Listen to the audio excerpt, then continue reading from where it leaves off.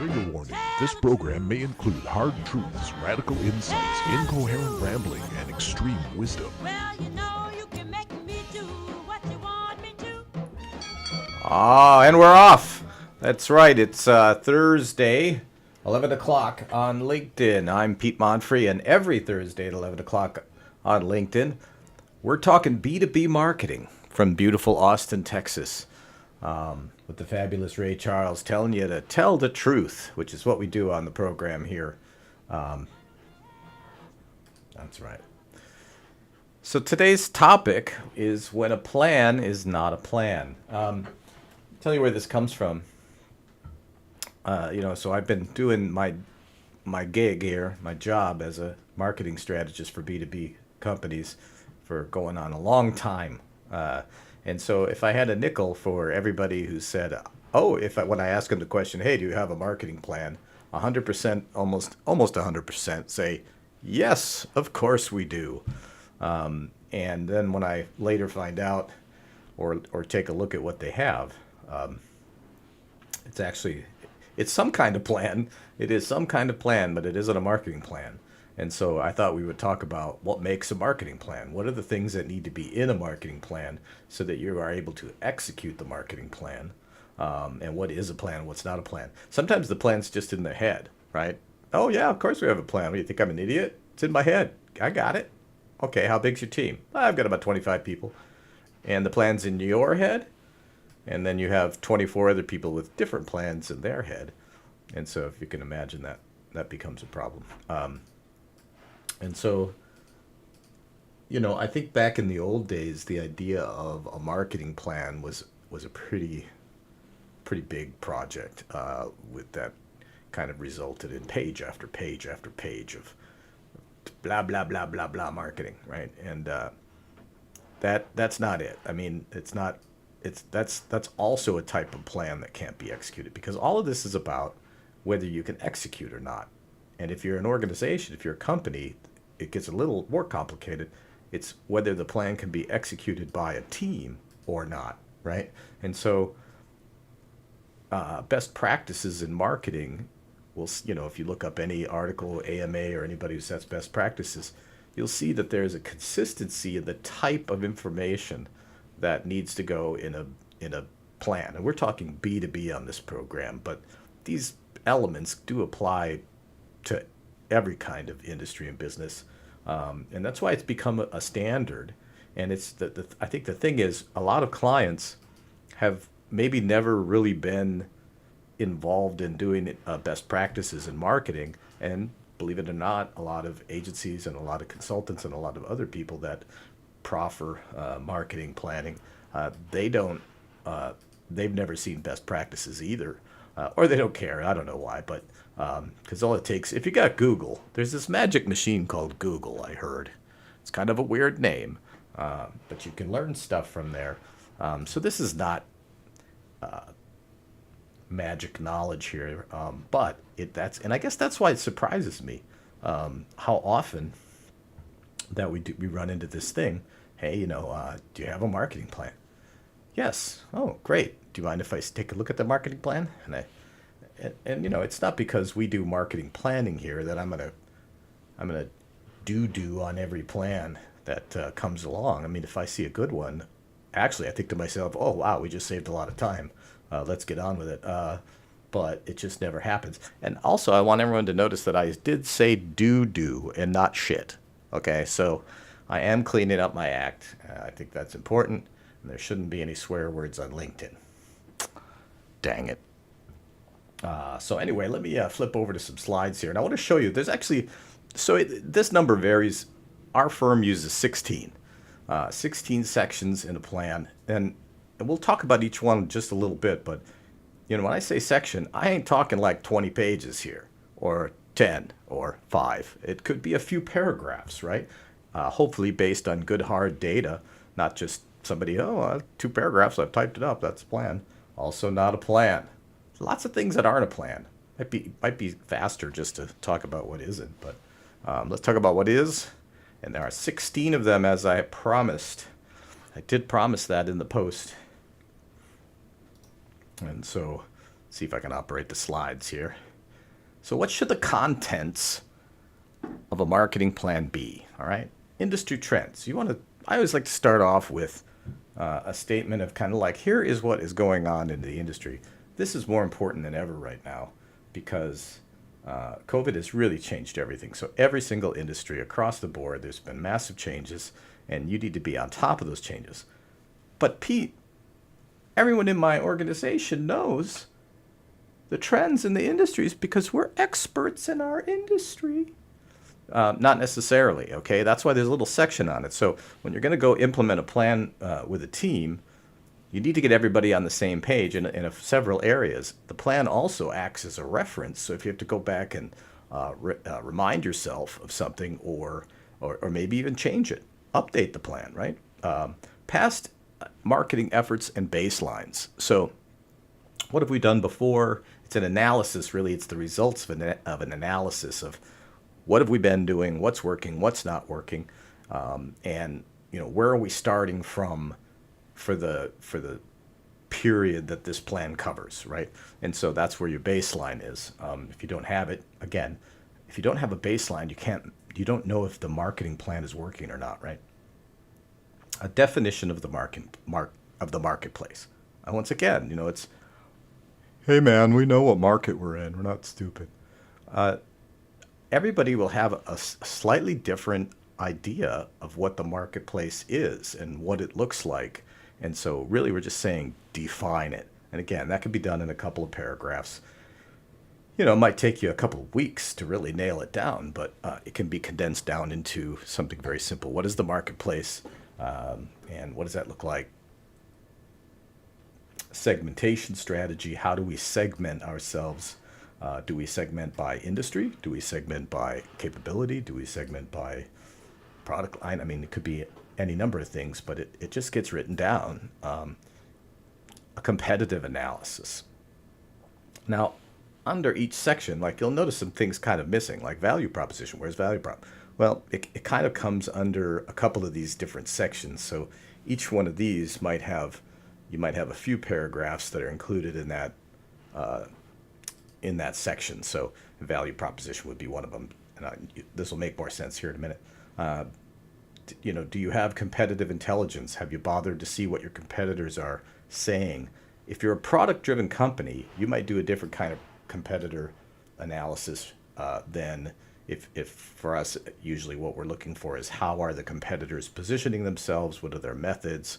What is their message? How much of a threat are they? We're not looking at features and price and stuff like that, unless that's part of what we're doing. And we'll talk about, there's actually 4 kinds of marketing plans. We'll talk about that too here shortly. Ideal customer profiles, right? What's your target? Your ICP. We say EICP because we do an enhanced ideal customer profile. So ours has more information. But again, get everybody singing off the same hymnal, I think they say. We're going to use all expressions from like 70 years ago on this program. So I think that would really be the bee's knees, personally. About the company, just, the people would be, again, why in the heck would we, put a paragraph in there about the values of your company and what makes you special. And this may be more for the people executing the plan, just so they're on the same page. If somebody gets asked at a trade show by a journalist, tell me about your company, you want everybody kind of saying the same thing. Marketing smart goals and objectives. Okay, what are the goals and objectives? And that gets down, and that's why I say smart goals, because it has to be specific, right? It can't be, we're going to grow 300% the next year. No, we're going to increase our top line revenue by this X percentage in this many weeks, and we're going to, usually there's a whole set of goals, right? If you don't have that section, I don't know how you can even have a plan, actually. What's the objective of this plan? I don't know. We're going to make that up as we go. Or we're going to have 25 different objectives on our sales team or on our marketing team. Positioning and differentiation, what makes us different? Can't have a plan without that. And it might be the same. Maybe you're a highly differentiated company, but it's worth asking the question, do we need to tweak that? Does it still fit? Is it, has something developed within our company that changes that? Or Did we find out we're really not that different? We need a better differentiation, or are we? Is our language communicating it, right? So a lot of the planning process is asking yourself questions or your team questions that you think you already know, but you're going to ask the question anyway, right? What's your main promise as a company? Everybody should be able to recite the main promise of the company, especially in a mid-sized company. We work with primarily, companies that are second stage companies, that are small but growing, successful companies, mid-sized companies, and so they're not likely to have very, very broad product lines, and so their message usually could be a pretty singular idea. But if people have a different idea, then things start to get muddled fast. What are the key performance indicators? Okay, what are the gauges that we're going to be looking at as our airplane flies into the fog? What are the products and services in some kind of hierarchy from profitability to least profitable?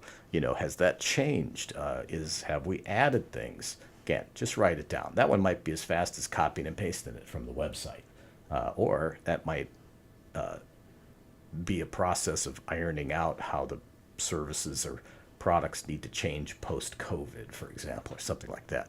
Write it down. If it's not written down, you can't measure it. Some smart guy said that. I think it was Peter Drucker, but don't quote me on that. And it's probably not even the right quote anyway. I paraphrase sometimes. Company sales and distribution. How do we go to market physically? What does that look like? What needs to be done there? Are there places that we can improve there? What's broken? What's working? What are we going to do to make those metrics better? What's our pricing strategy? This one is an interesting one for me because so often, choose my words carefully here, there really isn't actually a pricing strategy other than we need to make sure that we're competitive, or we need to make sure that we're lower priced, and I'd say the lower price thing is a mistake. Seldom has there been a lot of thought going into that. It's been more maybe experimentation or, but not a deliberate pricing strategy. Hey, listen, we're going to be premium priced. Here's why, our value prop this, right? Do you have a pricing strategy? And again, in your company, it might be, that section might even just be one word, competitive, but there should be something there about the pricing strategy and how you arrived at it. Communications and promotion strategy, and the tactical plan. And so let me show you what I mean by that. This part, I should have made it larger type because it's so important, and it's the missing link from most plans that are otherwise pretty well thought out, the better plans. Let me talk about this just for a second here. And we're off again. This part of the plan, the tactical plan, we used to hear this a lot, and I think we still hear it quite often, that the marketing firm or the marketing agency or the marketing team, they delivered this plan to us. And, back in the old days, we'd say in a binder, but nobody even knows what a binder is anymore. It's kind of like an album. What's that? I don't know. But it's, and then the client would say, or the company, the guys that are tasked with executing the plan, they would say, now what? Now what do we do? Great. What does this mean? What are we supposed to do? The reason that happens is because they are missing this component that, I don't know why. And let me tell you, there are many agencies now. This is a practice that has caught on, where you need to include this final piece to the plan. And again, we're talking about, can we execute the plan or not, right? And so this is a real crucial piece. This shows a couple of months of a 12-month program, but that could be 6 months. It depends on many factors. For some companies, 12 months is in eons. But usually we do 12 months, and it has every single task and responsibilities, and month by month, in essentially a schedule of execution. And the reason it's become so important is because without it, again, this all comes back to one idea. if you don't have the right information in your plan, you can't execute. And so that is one of the issues there, I think, that trips people up. So how are we for time? It's 11:14 if you're following along. If you're playing along at home with the home game of Tell the Truth, we're about 5 minutes. I think we'll go maybe another 5 minutes because there's something I wanted to. This is gonna ring again every time. See, we get the bell every time we go to this shot. But I wanted to talk about that there are actually different kinds of marketing plans. So we're talking about the sections and the type of information that goes in the marketing plans. But not very many people know there's actually 4 different kinds at least. Sometimes, let's say you have a overarching marketing strategy. That's our premier product that we sell, or service that we sell. It's our flagship, and it's an overarching marketing plan. Brings everything together so that it all can be then built into an apparatus that works together with sales and works. One of the things we say is we make marketing work. The way we do that is we create plans that can be executed, right? And so, but so you have your overarching plan. That thing might have any number of sub-plans all the way down to very grainy details, right? And so when you're talking about a marketing plan, it's actually really a set of plans, right? So you might have your overarching plan. What's our digital plan? What's our advertising plan? What's our PR plan, right? What is our insert tactic here plan? Usually that still, even if you've said, look, we've got most of what we want to do with email marketing, but we haven't gone down to the detail yet of the editorial schedule, for example, or what we're going to, what the campaigns are, let's say. So there's kind of like many plans within plans. So I just want to put that out there. But there's really 4 main kinds, and this is going to date me probably because I think it comes from a study from Harvard Business Review from the 50s, and by a guy named Ansoff, and look him up. He's pretty famous actually for the way that he saw the kind of newly developed marketing discipline in the early 50s, late 40s. And so he says there's 4 different kinds. The market penetration strategy, that's when you want to sell more to your existing customers. You want to penetrate further into the market that you're already in. There's the market development strategy, where you're going to sell the products you have in new markets. And so you're going to, developing new markets. Product development strategy, that's creating new products to sell to existing or new customers. And that's a little bit different from the diversification strategy, which sounds similar, expanding offerings to sell to new markets. So when Ansoff was making these distinctions, and of course I've just paraphrased a lot more detail in the study that he released, but he differentiates these last 2 because it's like, one is we're creating products that are still within our niche, that are still for our same customers or new customers, but we're still in this same sort of niche, where the diversification strategy is going broad and wide. And so I think that's worth the bell. That's a winner right there. I got that one. I nailed that, people. And if I didn't, you wouldn't hear that bell. But I did. So there's the bell. So anyway, I hope this helps you understand what goes in a marketing plan, and also it helps you understand. I also hope it helps you understand the deliverables that you're getting from your marketing team, agency, firm, whatever, and so that you can say, "Hey, wait a second. Who's our customer? Who are we targeting? What are their most important concerns? What is our messaging? Hey guys, where's the baseline?" Right? Those are the things I think that really make it so that the plan is going to be able to be executed in the first place. And a plan that can't be executed, it's not a plan, is it? Join me every Thursday at 11 o'clock on LinkedIn. We talk marketing here. See you next week.